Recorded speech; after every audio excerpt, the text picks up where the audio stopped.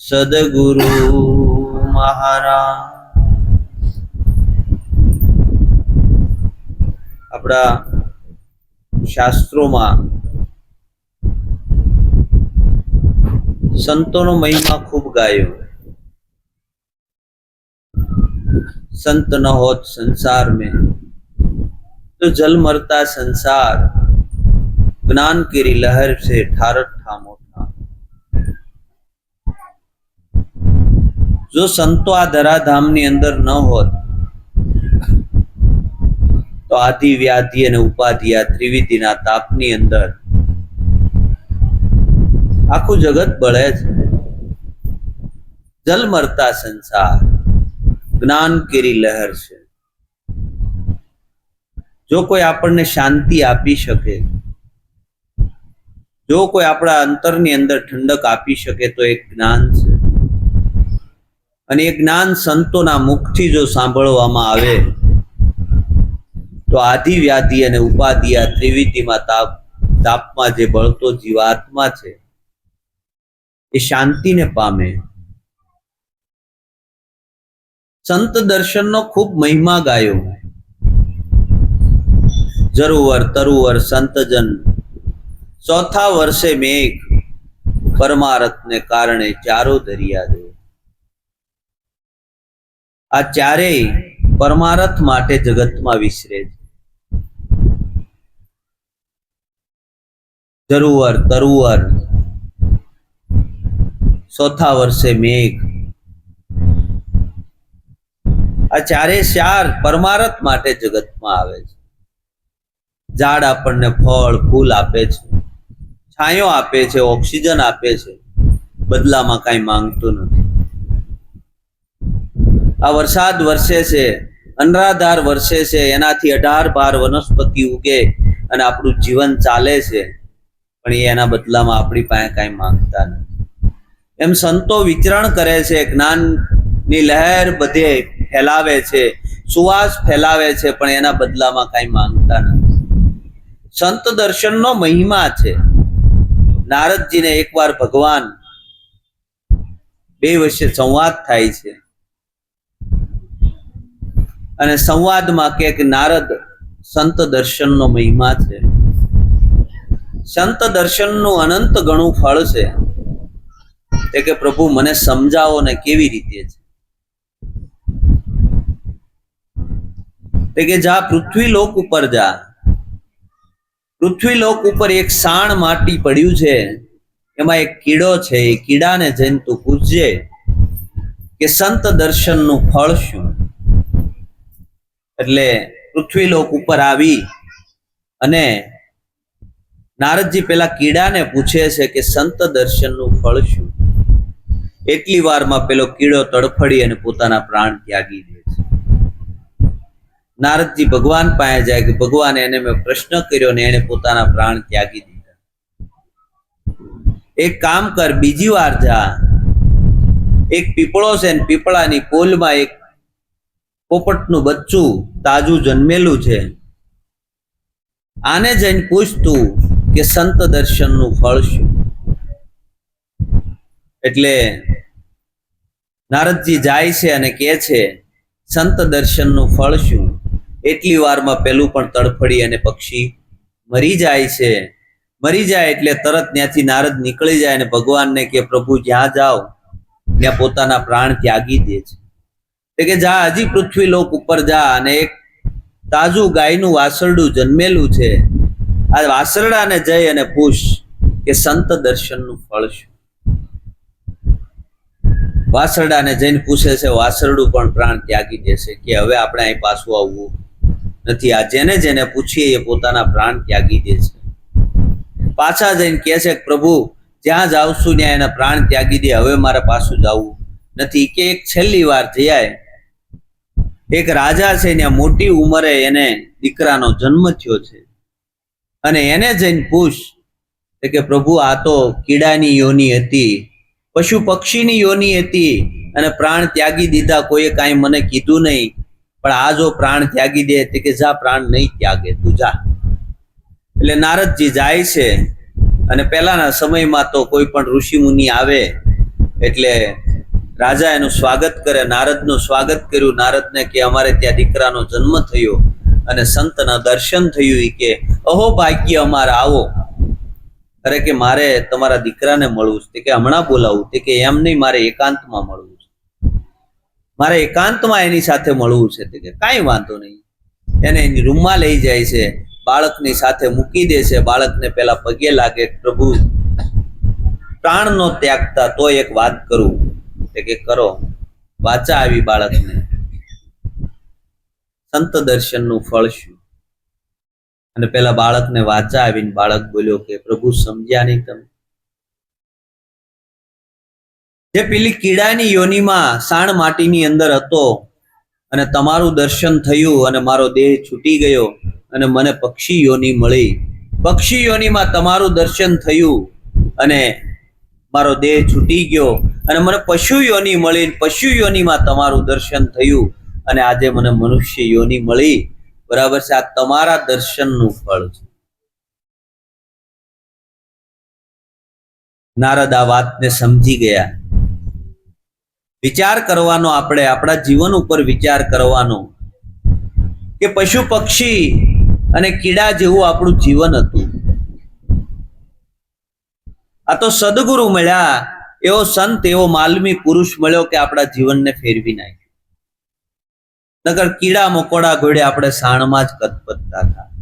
આ સાણ માટીનો જ કુંડો છે આ આખો, અને એની અંદર જ આપણું જીવન, ગંદકીની અંદર જ આપણું જીવન જાય છે.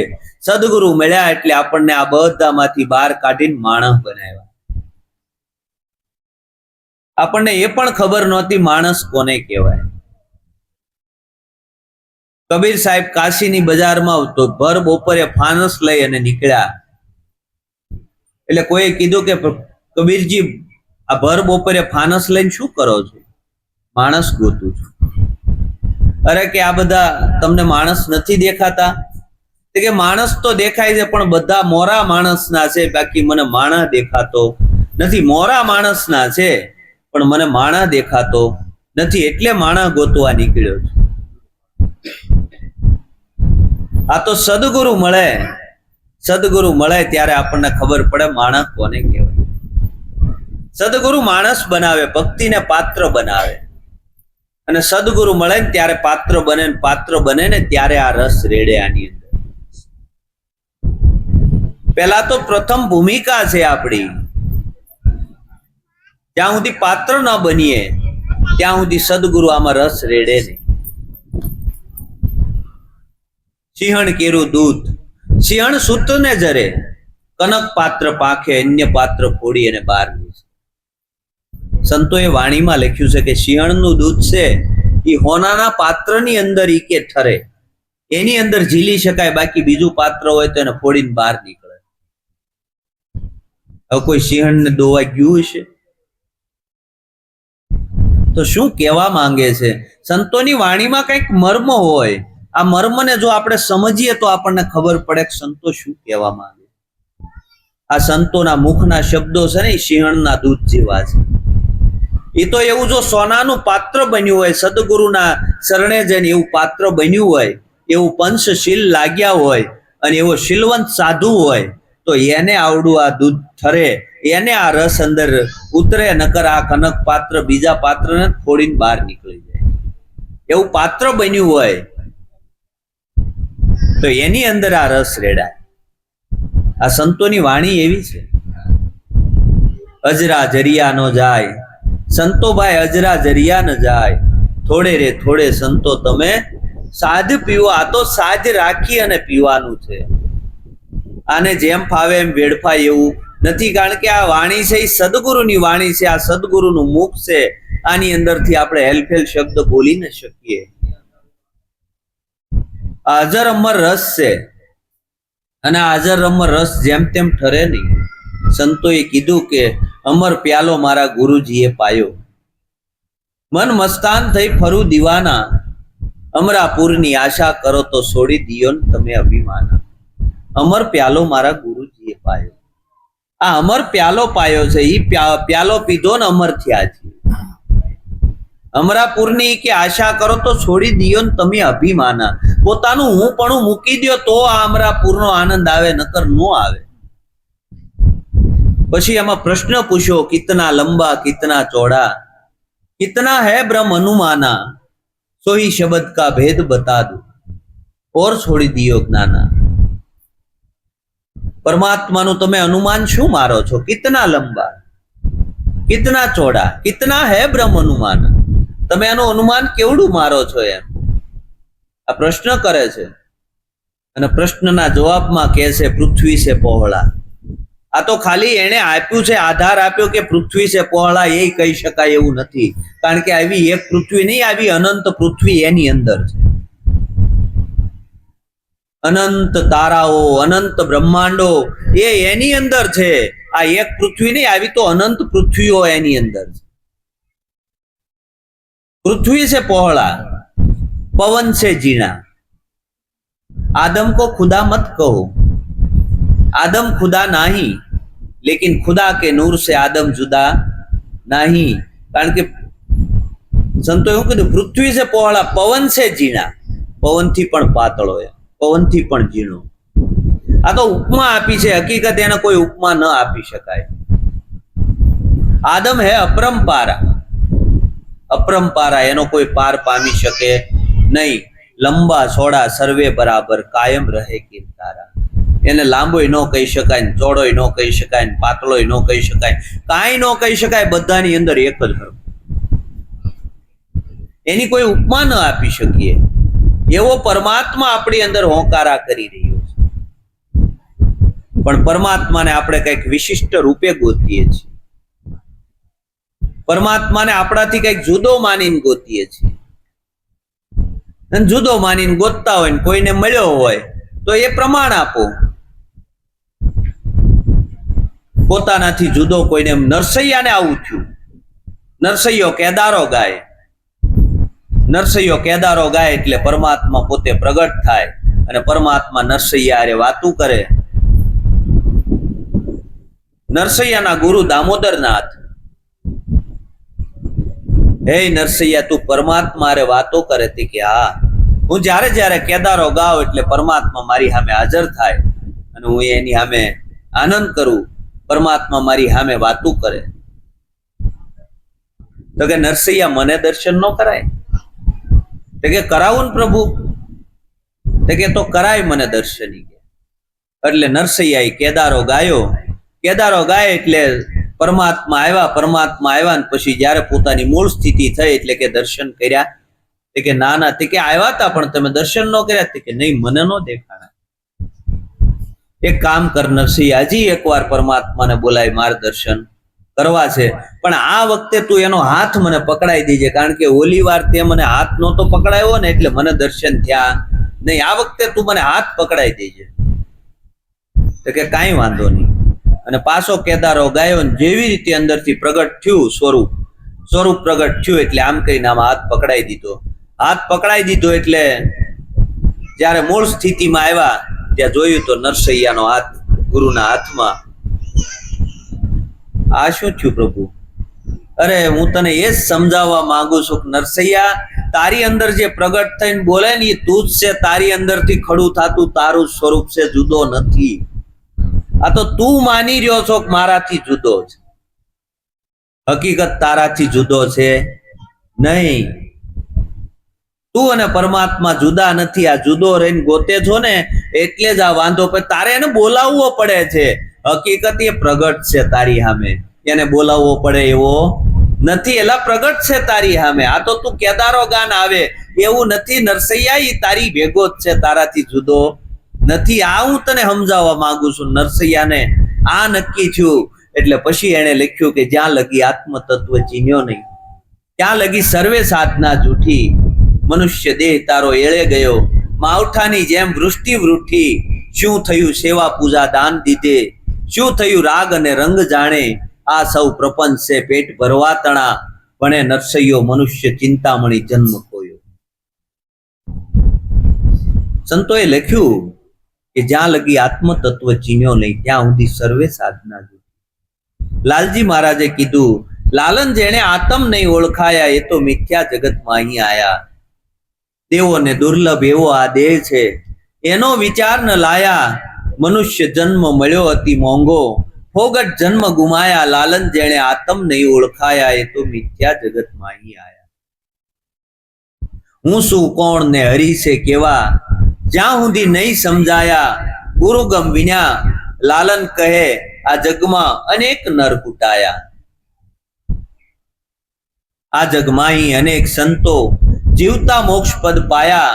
મોવા કેડે નર મુક્તિ માંગે અને મૂરખ કેવા કે ડાયા. લાલન જેણે આતમ નહીં ઓળખાયા એ તો મિથ્યા જગતમાં અહીં આયા. બધા જ સંતોએ પુરાવા આપ્યા છે. મીરાબાઈએ આપ્યું કે આત્માને ઓળખ્યા વિના. આ તમે પોતે તમે કોણ છો? આત્મા આત્મા આત્મા આખું જગત કરે છે, પણ પરમાણ વિનાની વાત ખોટી.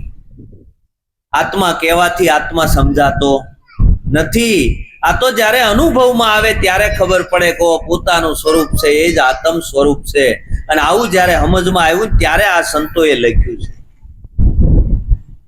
દેવોને દુર્લભ એવો આ દેહ છે. આ મનુષ્ય દેહ આપણને મળ્યો છે. દેવો જેની યાચના કરે કે એકવાર જો મનુષ્ય દેહ મળે તો પરમાત્માના પદની પ્રાપ્તિ કરીએ, એવો આપણને મળી ચૂક્યો છે. અને આપણે હજી કંઈક તૈયારીમાં છીએ કે હજી આનાથી કંઈક સારું મળે, હજી આનાથી કંઈક વિશિષ્ટ મળે, કે આનાથી કંઈક સારું થાય તો હરિભજન કરીએ. આનાથી સારું થવાનું નથી. ઉત્તમમાં ઉત્તમ મળ્યો હોય તો મનુષ્ય દેહ છે. મનુષ્ય દેહ દરવાજો છે, અને આ દરવાજો ન ચૂકાઈ જાય એ આપણે ખાસ ધ્યાન રાખો. સંતો એટલે વારંવાર વિનંતી કરે છે, વારંવાર આ મનુષ્ય દેહનો આપણને મહિમા સમજાવે છે કે તને મનુષ્ય દેહ મળ્યો છે. આ એળે ન જાય. ખાના પીના ઓર સોજાના કામ હે પશુ સમાના. ખાવું પીવું અને ભોગ ભોગવવા એ તો પશુ પક્ષી પણ કરે છે. અને આપણે જો એ જ કરતા હોઈએ તો પશુ પક્ષીમાં આપણામાં કાંઈ ફરક નથી. સંતોએ ના પાડી પશુ પક્ષીને આપણામાં કાંઈ ફરક નથી જો એના જેવું જ આપણું જીવન હોય તો. આ મનુષ્ય દેહ મળ્યો છે તો કાંઈક વિશિષ્ટતા આપણને પરમાત્માએ આપી છે. આ મનુષ્ય દેહની વિશિષ્ટતા એવી છે કે આ મનુષ્ય દેહ પરમાત્માના પદની પ્રાપ્તિ થાય છે. પણ આપણે પરમાત્માને કંઈક આપણાથી જુદો ગોતીએ છીએ ને એટલે મેળ પડતો નથી. પરમાત્મા પ્રગટ છે, અપ્રગટ નથી. પરમાત્મા વિનાની કોઈ જગ્યા ખાલી નથી. કૃષ્ણએ ના પાડી. ગીતામાં કૃષ્ણએ કીધું કે મારા વિનાની કોઈ જગ્યા ખાલી નથી. હું આવ્યો નથી, જવાનો પણ નથી. હું જન્મો પણ નથી, મરવાનો પણ નથી. તો મથુરાની જેલમાં જન્મ્યો ઈ કોણ? પ્રાચીના પીપળે જરા નામના પારધીએ બાણ માર્યું, દેહ પડી ગયો ઈ કોણ?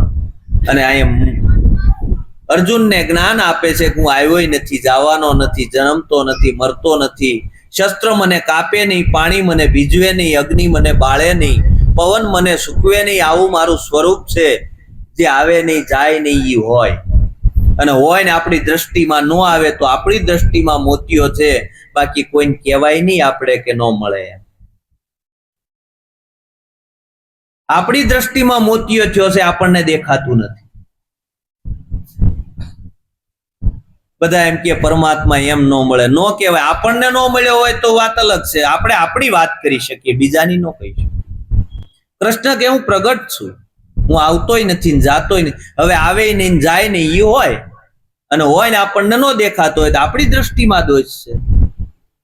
અર્જુનને નહોતું દેખાતું. અર્જુનને કીધું કે તારા પણ ઘણા જન્મો થયા, કરોડો જન્મ થયા, મારા પણ કરોડો જન્મ થયા. હું મને જાણું છું, તું તને જાણતો નથી. એટલે હું મને ઓળખું છું, તું તને ઓળખતો નથી. માં પાર્વતીને આવું થયું. શંકર ભગવાનની ગળાની અંદર રૂંઢ માળા જોઈ. રૂંઢ માળા જોઈ એટલે શંકર ભગવાનને કીધું કે આ રૂંઢ માળા શેની પહેરો છો? કે દેવી રહેવા દ્યો ને, આ વાત તમે નહીં પૂછો તો સારું. તે કે નહીં, મને કયો આ રૂંઢ માળા તમે શેની પહેરી છે?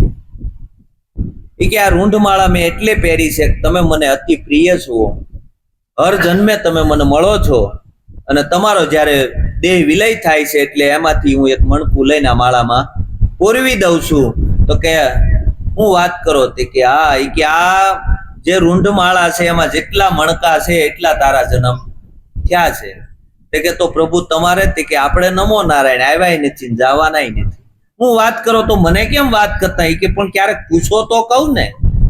તમે આજ સુધી કોઈ દી મને પૂછ્યું નથી. હું આવતોય નથી ને જાતોય નથી. આ તો જે માળામાં મણકા છે એટલા તમારા જન્મ થયા, તો કે મને કેમ વાત કરતા નથી? કે તમે કોઈ દી પૂછ્યું નથી એટલે કહેતો નથી. કે હવે મને કયો, તમે આ રહસ્ય મને સમજાવો. ત્યારે એને અમરનાથની ગુફાની અંદર લઈ જાય છે અને 3.5 તાળીના બોધની અંદર એના વાત સમજાવી દે છે. 3 તાળી પાડે, નામ રૂપ અને ગુણ ઉડાડે, અને 100 થી અડધી તાળી પાડે અને એની અંદર એને સ્વરૂપનું જ્ઞાન થઈ જાય કે જોઈ લો કે આ તમારું સ્વરૂપ છે, આની સિવાય તમે બીજું કોઈ છો નહીં. અને પાર્વતીની લાઈટ થઈ ગઈ કે ઓ હું આવી નથી. આ દેહ આવે છે, દેહ જાય છે, દેહ જન્મે છે, દેહ મરે છે, હું આવ્યો નથી, હું જવાની પણ નથી. આવું અમર જ્ઞાન એને ન્યા મળ્યું એટલે આપણે એને અમરનાથ કહીએ છીએ, કારણ કે એ આવતોય નથી ને જાતોય નથી. હવે તો સાપ વયા ગયા, લીસોટા રહ્યા છે. હવે આપણે કદાચ ગમે એટલા દર્શન કરી, આપણે અમર થાય નહીં. આ તો કોઈ એવો માલમી પુરુષ મળી જાય ને જો સ્વરૂપનું જ્ઞાન કરાવી દે તો અમર થઈ જાય. તેથી પાર્વતી થઈ ગયા, પછી કોઈનો દાખલો આવ્યો નથી કે અમરનાથ જ્ઞાન અમર થઈ ગયા હોય એવા. આ અમરનાથ જઈને એટેક ઘણા ને આવે છે, કારણ કે ઓલું વાતાવરણ ઓલું થાય ને પતલું, એટલે એ વાતાવરણના કારણે એને શ્વાસમાં તકલીફ થાય, અને શ્વાસમાં તકલીફના કારણે ઘણાના એટેક આવે છે. ન્યા જાય ને વૈયા જાય કે એ પ્રભુના ધામમાં ગયા. ત્યાં અહીંયા જે જાતા છે એ ક્યાં જાતા છે? જે ન્યા જાય એ પ્રભુના ધામમાં જાતા હોય. આ કબીર સાહેબ જેવા એવા કોઈક જાગ્રત મહાપુરુષ હોય તો ઈ આવા સંશયો આપણા કાપીએ. કે પહેલાના સમયમાં એવી કહેવત હતી કે કાશીનું મરણ, કાશીમાં મરણ થાય ને તો એ ઉત્તમ ગણાતું, અને એનાથી થોડુંક જ દૂર હતું. અને ન્યા જો કોઈનું મરણ થાય તો એ નરક, મગધ, હા મગધની અંદર જો કોઈનું મરણ થાય તો એ કે એ નરકમાં જાય. અને કાશીમાં જો કોઈનું મરણ થાય ને તો એનું મરણ ઉત્તમ ગણાય. એટલે કબીર સાહેબ બધા મરણની તૈયારી થાય, છેલ્લે એમ થાય વૃદ્ધાવસ્થા આવી ગઈ એટલે કાશી વયા જાય, ન્યા જઈને પોતાના દેહને છોડે. પહેલાના સમયમાં આવી માન્યતા હતી. કબીર સાહેબ વખતે કબીર સાહેબ પોતે આખું જીવન કાશીમાં ગુજાર્યું, અને છેલ્લે અંત સમય આવ્યો ને એટલે મગધમાં ગયા, ન્યા જઈને દેહ છોડ્યો.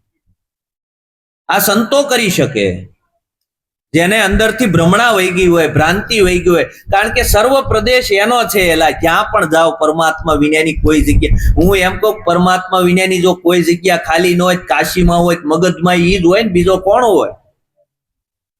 ઈ જ હોય. એલા તમે જ્યાં જાઓ ત્યાં પરમાત્મા જ હોય, બીજું કોઈ ન હોય. પણ આપણી દ્રષ્ટિમાં મોતિયો આવ્યો છે એટલે આપણને બધું અવળું દેખાય છે.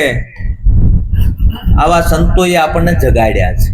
કબીર સાહેબે તો ખૂબ જગાડ્યા. પણ જો આપણે જાગી શકીએ તો, જો આપણી દ્રષ્ટિ એવી હોય અને આપણી દ્રષ્ટિમાં જો આપણને પકડાઈ જાય તો પકડાઈ જાય. કબીર સાહેબે તે એવા દ્રષ્ટાંતો, નાના દ્રષ્ટાંતોથી કેટલાયના જીવન જગાડ્યા છે. કબીર સાહેબ એકવાર પોતાના ઘોડાને લઈ અને નદી કિનારે પાવા જાય છે, અને પાવા જાય છે ને એ સમયે ત્યાં એક ભાઈ પોતાના પિતૃઓનું શ્રાદ્ધ કરાવવા માટે આવ્યો હોય, પિતૃઓનું તર્પણ કરાવવા માટે. અને આ બ્રાહ્મણ એનું તર્પણ કરે છે. તર્પણ કરતા કરતા મંત્ર બોલતા એ જળ અર્પણ કરે છે સૂર્યનારાયણને. આ પેલા કબીર સાહેબ બેઠા જોવે છે, પોતે ઘોડો પાવા આવેલા. એટલે કબીર સાહેબ કે આને તે કંઈક મારે શાન તો કરવી જોઈએ. જો સંતો શાન કરે આપણને, પણ શાનમાં જો આપણને ભાન થઈ જાય તો આંસુ. કબીર સાહેબે શાન કરી, પોતાના ઘોડાને અવળો રાખ્યો, મોઢું પાણીથી આમ બહાર રાખ્યું, પૂછડું પાણીમાં અડાડ્યું, અને પછી કે ત્રો ત્રો ત્રો ઘણી વાર આમ કર્યું. એટલે ઓલા જે હરવણું કરાવતા હતા, જે પિતૃ તર્પણ કરાવતા હતા, એને જોયું. કે એ ભાઈ મૂર્ખ્યો થઈ ગયો છે. કે કાં? કે આ પૂછડું પાણીમાં અડાડ્યું, મોઢું બહાર રાખ્યું છે, એ કે અને તારું ઘોડું પાણી પીએ. એ કે એ તો બરોબર, તમે શું કરો છો? એ કે અમે આ એના પિતૃઓને પાણી પાઈએ છીએ, કે બરોબર એનું તર્પણ કરીએ છીએ. કે મારે તો ઘોડાને પૂછડું અડેલું છે, કદાચ કઈક કનેક્શન છે ને સડી જવું હોય સડી જાય, પણ તમારે ન્યા ઠેઠ શું કનેક્શન છે? તાવડું આ પાણી ન્યા સડી જાય. અને ઓલા લાઈટ થઈ ગઈ. જો સંતો શાન જ કરે છે. જો કોઈને ભ્રમણા ભ્રાંતિમાં નથી નાખતા, શાનમાં જો આપણે સમજી જાય તો ભાન થાય એવું છે. સદગુરુએ આપણને સહેજમાં શાન કરી છે, સહેજમાં આપણને સમજાવ્યું છે, ને એમાં જો આપણું જીવન ઠરી જાય તો જ્યાં બેઠા ત્યાં મુક્ત છીએ. અને આવા મુક્તપણાની મોજ માણવા માટે આપણને આ મનુષ્ય દેહ મળ્યો છે. મોવા કેરે નર મુક્તિ માંગે અને મૂરખ કેવા કે ડાયા, લાલન જેણે આતમ નહીં ઓળખાયા એ તો મિથ્યા જગતમાં અહીં આયા. કારણ કે જીવતા જો તમે મુક્ત દશાની મોજ ન માણી શકો તો મર્યા પછી કોઈની ટપાલ આવી નથી ને આવવાની પણ નથી. સદગુરુએ જીવતા આપણને મુક્ત કર્યા છે. જો આપણે ક્યાંય બંધાણા નથી તો મુક્ત જ છીએ, પણ આપણે ક્યાંક ને ક્યાંક કુંડાળામાં પગ પડી જાય છે ને એટલે બંધાઈ જાય છે. જો આ બધા કુંડાળામાંથી સદગુરુએ બહાર કાઢ્યા છે, એમાંથી જો બહાર નીકળી જાય તો તમે મુક્ત છો, બુદ્ધ છો, નિત્ય છો. આવું પોતાનું શાશ્વત સ્વરૂપ છે. આવું ગુરુ મહારાજનું જ્ઞાન છે. આટલું કહી અને મારી વાણીને વિરામ આપું છું. સદગુરુ મહારાજ